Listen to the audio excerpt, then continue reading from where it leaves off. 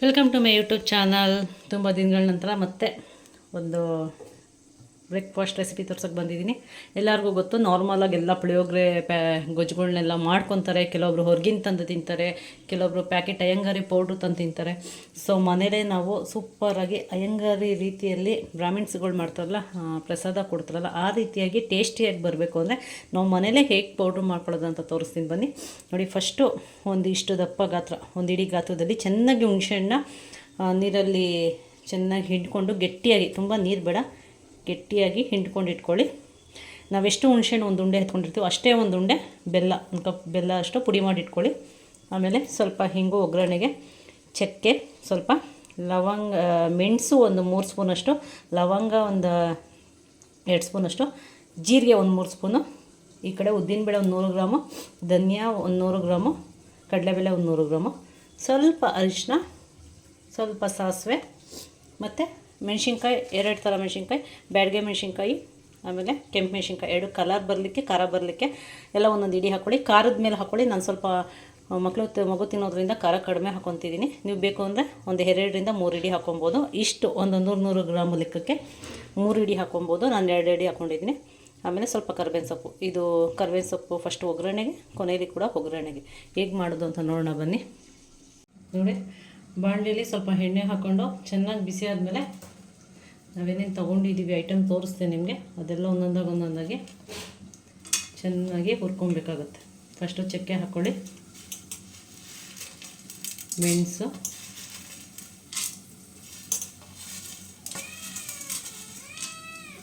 ಎಲ್ಲವನ್ನು ಒಂದೊಂದು ನಿಮಿಷ ಸಪ್ರೇಟಾಗಿ ಹುರ್ಕೊಂಡು ಸಪ್ರೇಟಾಗಿ ಎತ್ತೆತ್ತಿ ಒಂದು ಕಡೆ ಹಾಕ್ಕೊಳ್ಳಿ. ಚೆನ್ನಾಗಿ 1 ನಿಮಿಷ ಫ್ರೈ ಆಗಬೇಕು. ನೆಕ್ಸ್ಟು ಜೀರಿಗೆ ಹಾಕ್ಕೊಳ್ಳಿ.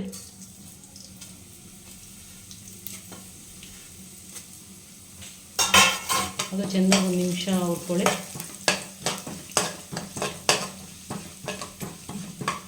ನೆಕ್ಸ್ಟು ಚಕ್ಕೆ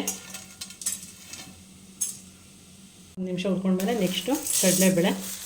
ಎಲ್ಲವನ್ನು ಗಮ್ಮಂತ ಸ್ಮೆಲ್ ಬರೋ ತನಕ ಒಂದೊಂದು ನಿಮಿಷ ಸಪ್ರೇಟಾಗಾರು ಒಂದೊಂದೇ ಫ್ರೈ ಮಾಡಿ ಎತ್ತಿಟ್ಕೊಳ್ಳಿ. ಇಲ್ಲ ಹೀಗಾರು ಅದರೊಳಗೆ ಚೆನ್ನಾಗಿ ಫ್ರೈ ಮಾಡ್ಕೊಂಡ್ಬನ್ನಿ. ನೆಕ್ಸ್ಟು ಧನಿಯಾ,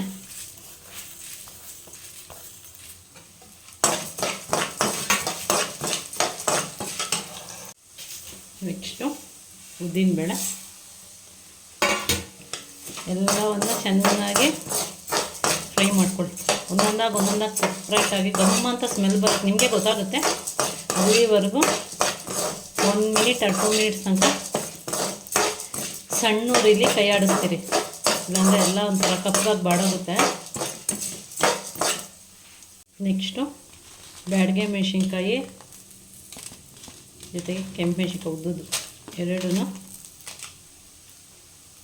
ಲಾಸ್ಟಲ್ಲಿ ಅದು ಫ್ರೈ ಮಾಡ್ಕೊಳ್ಳಿ.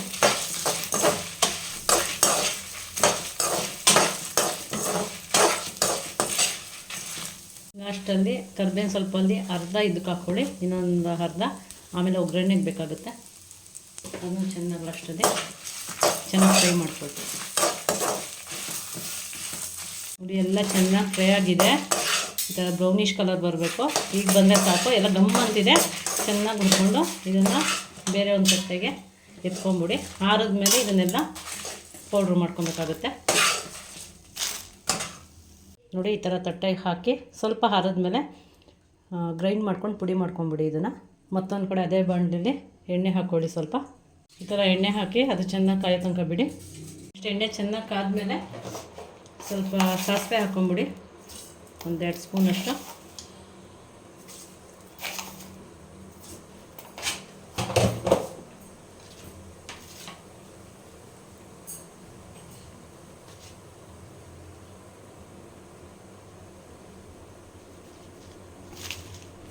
ನೆಕ್ಸ್ಟು ಕರ್ಬೇವಿನ ಸೊಪ್ಪು,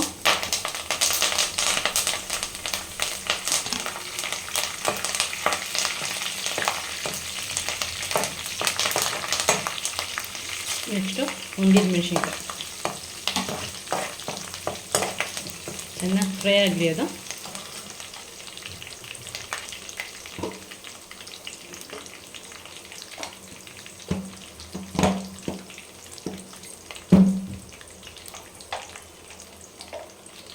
ನೆಕ್ಸ್ಟು ಒಂದು ಹಾಫ್ ಸ್ಪೂನು ಅರಶಿನ ಪುಡಿ ಹಾಕ್ಕೊಳ್ಳಿ, ಸ್ವಲ್ಪ ಹಿಂಗು, ಇದಿಷ್ಟು ಹಾಕಿ ಒಂದು ನಿಮಿಷ ಚೆನ್ನಾಗಿ ಫ್ರೈ ಆಗಲಿ. ಇದು ಎಲ್ಲ ಚೆನ್ನಾಗಿ ಫ್ರೈ ಆದಮೇಲೆ ನಾವು ಗಟ್ಟಿಯಾಗಿ ಹಿಂಡಿ ಇಟ್ಕೊಂಡಿರ್ತೀವಲ್ಲ ಹುಣಸೆಹಣ್ಣು, ಅದನ್ನು ನಿಧಾನಕ್ಕೆ ಎಣ್ಣೆಯೊಳಗೆ ಹಾಕ್ಕೊಂಬಿಡಿ. ತುಂಬ ಗಟ್ಟಿನೂ ಇರಬಾರ್ದು, ತುಂಬ ನೀರಾಗೂ ಇರಬಾರ್ದು, ಮೀಡಿಯಮ್ ಲೆವೆಲಲ್ಲಿ ಇರಬೇಕು. ಅದನ್ನು ನೋಡಿ ಹಿಂಗೆ ಹಾಕಿ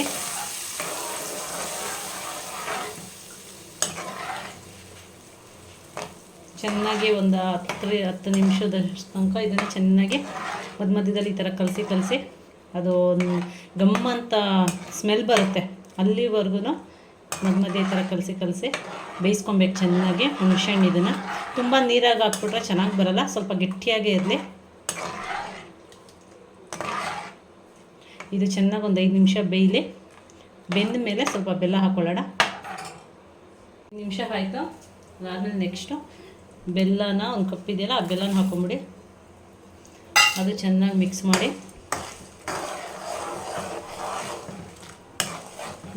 ಚೆನ್ನಾಗಿ ಇನ್ನೊಂದು 10 ನಿಮಿಷ ಚೆನ್ನಾಗಿ ಬೇಯಲಿ. ಇದು ನೀವು ಮಧ್ಯೆ ಕಲಿಸ್ತೀರ ಹೋದರೆ ಕೆಳಗೆ ಬಾಣಲೆ ಎಲ್ಲ ಅಂಟ್ಕೊಂಡ್ಬಿಡುತ್ತೆ ಹುಣಸೆಹಣ್ಣು. ಮಧ್ಯೆ ಈ ಥರ ಕಲಿಸ್ತಾ ಇರಿ.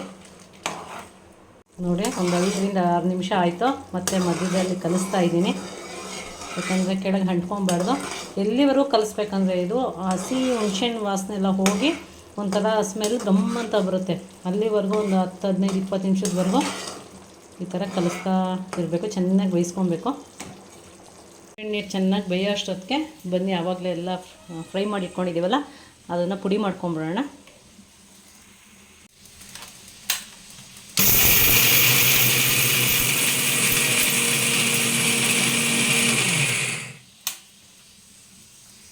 ನೋಡಿ ಈ ಅರ್ಧದಲ್ಲಿ ಪುಡಿ ಮಾಡಿ ಇಟ್ಕೊಳ್ಳಿ ಪೌಡ್ರನ್ನ. ನೋಡಿ ಒಂದು ಕಡೆ ಪುಡಿ ಆಯಿತು, ಮತ್ತೊಂದು ಕಡೆ ಇದು ಚೆನ್ನಾಗಿ ಬೇಯ್ತಿದೆ. ಈಗ ಗಟ್ಟಿ ಬರ್ತಿದೆ ನೋಡಿ, ಈ ಅದಕ್ಕೆ ಬರ್ತಿದೆ. ಇನ್ನೊಂದು 5ರಿಂದ 10 ನಿಮಿಷ ಆದರೆ ಪರ್ಫೆಕ್ಟಾಗಿ ಬರುತ್ತೆ. ಅಲ್ಲಿವರೆಗೂ ಕಲಿಸ್ಕೊತಾ ಇರೋಣ. ಇದು ಬಂದು ನನಗೆ ನಮ್ಮ ಅಮ್ಮನ ತಂಗಿ ಚಿಕ್ಕಮ್ಮ ಮೈಸೂರಲ್ಲಿದ್ದಾರೆ, ಅವರು ನನಗೆ ಹೇಳ್ಕೊಟ್ಟಿದ್ದು. ಅವರು ತುಂಬ ಚೆನ್ನಾಗಿ ಅಡುಗೆಗಳನ್ನ ಮಾಡ್ತಾರೆ.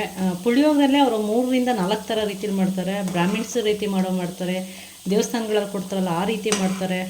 ಅದರ ತುಂಬ ಚೆನ್ನಾಗಿರುತ್ತೆ ಎಲ್ಲ ಪುಳಿಯೋಗರೆನೂ. ನಾನು 1-2 ಸಲ ತಿಂದಿರೋದ್ರಿಂದ ಅವ್ರನ್ನ ಕೇಳಿ ಮಾಡ್ತೀನಿ. ಈಗ ಈ ಥರ ಮಾಡಿದ್ದೀನಿ. ಮತ್ತೊಂದು ಸಲ ನಿಮ್ಗೆ ಇನ್ನೊಂದು ವಿಧದಲ್ಲಿ ತೋರಿಸ್ತೀನಿ, ಅದು ಕೂಡ ಚೆನ್ನಾಗಿರುತ್ತೆ. ಸೊ ನೋಡಿ ಈ ರೀತಿ ಮಾಡಿಟ್ಕೊಂಡ್ಬಿಟ್ರೆ ಒಂದು 2ರಿಂದ 3 ತಿಂಗಳು 4 ತಿಂಗಳಾದ್ರೂ ಏನೂ ಆಗೋಲ್ಲ. ಗೊಜ್ಜುನ ನೋಡಿ ಇದನ್ನು ಚೆನ್ನಾಗಿ ಒಂದು ಬಾಕ್ಸಲ್ಲಿ ಹಾಕಿ ಸ್ಟೋರೇಜ್ ಮಾಡಿಟ್ಕೊಳ್ಬೋದು. ಪೌಡ್ರೂ ಕೂಡ ಮಾಡಿಟ್ಕೊಂಡ್ರೆ ನಾವು ಒಂದು 3ರಿಂದ 4 ತಿಂಗಳ ತನಕ ಆರಾಮಾಗಿ ಯೂಸ್ ಮಾಡ್ಬೋದು. ಸೇಮ್ ನಾವು ಖಾರ ಪುಡಿ ಎಲ್ಲ ಹೇಗೆ ಇದು ಮಾಡ್ತೀವಿ ಆ ರೀತಿ ಗಾಳಿ ಹಾರದೇ ಇರೋ ರೀತಿ ಈ ಥರ ಬಾಕ್ಸಲ್ಲಿ ಹಾಕಿಟ್ಕೊಂಡ್ಬಿಟ್ರೆ ಇದು ಕೂಡ ಯೂಸ್ ಆಗುತ್ತೆ. ಇದನ್ನು ನಾರ್ಮಲಾಗಿ ಈ ಗೊಜ್ಜು ಆ ಪೌಡ್ರು ಎರಡೂ ಮಾಡಿಟ್ಕೊಂಡ್ರೆ, ನಾವು ಅಂಗಡಿಯಿಂದ ತಂದು ಪೌಡ್ರು ಮಾಡೋತಂದರೆ ನಾರ್ಮಲಾಗಿ ಅನ್ನ ಮಾಡಿಕೊಂಡು ಒಗ್ಗರಣೆಗೆ ಎಲ್ಲರೂ ಹಾಕೋ ಥರ ಸಾಸಿವೆ, ಕರಿಬೇವು, ಕಡಲೆ ಬೀಜ, ಉದ್ದಿನಬೇಳೆ, ಕಡಲೆಬೇಳೆ ಎಲ್ಲ ಹಾಕ್ಕೊಂಡು ಸ್ವಲ್ಪ ಬೇಕಿದೆ ಕೊಬ್ಬರಿ ತುರಿ ಮತ್ತು ಕಪ್ಪು ಎಳ್ಳನ್ನ ಒಂದೇ ಒಂದು ಸಲ ಜಾರಲ್ಲಿ ಮಿಕ್ಸ್ ಹೊಡ್ಕೊಂಡು ಅದು ಕೂಡ ಹಾಕಿ ಉಪ್ಪು ಹಾಕಿ ಅನ್ನ ಹಾಕಿ ಕಲಿಸ್ಕೊಬೋದು.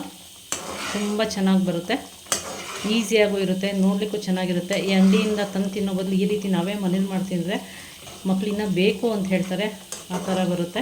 ಸ್ವಲ್ಪ ಖಾರನ ನೋಡಿ ಹಾಕ್ಕೊಳ್ಳಿ. ಮಕ್ಕಳಿರೋರ ಮನೆಯಲ್ಲಾದರೆ ಖಾರ ಕಡಿಮೆ ಮಾಡ್ಕೊಳ್ಳಿ, ಇಲ್ಲ ಅಂದರೆ ನೀವು ಖಾರ ನಿಮ್ಗೆ ಎಷ್ಟು ಬೇಕು ಹಾಕ್ಕೊಳ್ಳಿ. ಈ ಅರ್ಧದಲ್ಲಿ ಮಾಡಿಕೊಂಡ್ರೆ ತುಂಬ ಚೆನ್ನಾಗಿರುತ್ತೆ ಪುಳಿಯೋಗರೆ. ಎಷ್ಟು ನಮಗೆ ಅಷ್ಟು ಆಸೆ ಆಗುತ್ತೆ. ನಾವು ಇವಾಗ ಪೌಡ್ರು ಮಾಡಬೇಕಾದ್ರೆ ನನ್ನ ಮಗಳು ಎಷ್ಟು ಗಮ್ಮಂತಿದೆ ಅಂದ್ಲು, ಅಷ್ಟು ಚೆನ್ನಾಗಿ ಸ್ಮೆಲ್ ಬರುತ್ತೆ. ಸೊ ಈ ರೀತಿ ಎಲ್ಲ ಈಸಿಯಾಗಿ ಫ್ರೀ ಇದ್ದಾಗ ನೀವು ಒಂದ್ಸ ನೀವು ಒಂದು 100 ಗ್ರಾಮ್ ಲೆಕ್ಕದಲ್ಲಿ ಹಾಕಿ ಮಾಡಿಟ್ಕೊಂಡ್ಬಿಟ್ರೆ ಆರಾಮಾಗಿ ನೀವು ಇದನ್ನು 10ರಿಂದ ಒಂದು 15 ಸಲ ಕಲಿಸ್ಕೊಬೋದು. ಗೊಜ್ಜು ಅಷ್ಟಿದೆ. 2ರಿಂದ 3 ತಿಂಗಳು ಆರಾಮಾಗಿ ನಮ್ಮಂಥ ಫ್ಯಾಮಿಲಿಗಳು ಯೂಸ್ ಮಾಡ್ಬೋದು.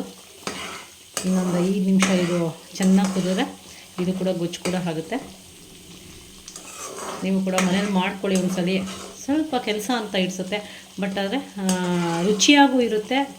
ನಾವೇ ಮಾಡಿದ್ವಿ ಮನೇಲಿ ಅಂತ ಚೆನ್ನಾಗಿರುತ್ತೆ. ಆಮೇಲೆ ಹೊರಗೆಲ್ಲ ನಾವೀಗೆಲ್ಲ ಗೊಜ್ಜು ತೊಗೊಂಬರ್ಬೇಕು ಅಂದರೆ ತುಂಬ ಕಾಸ್ಟ್ಲಿ ಇದೆ. ಎಲ್ಲ ಒಂದು 100 ಗ್ರಾಮು 1/4 kgಗೆ 200, 250, 300 ಅಂತಾರೆ.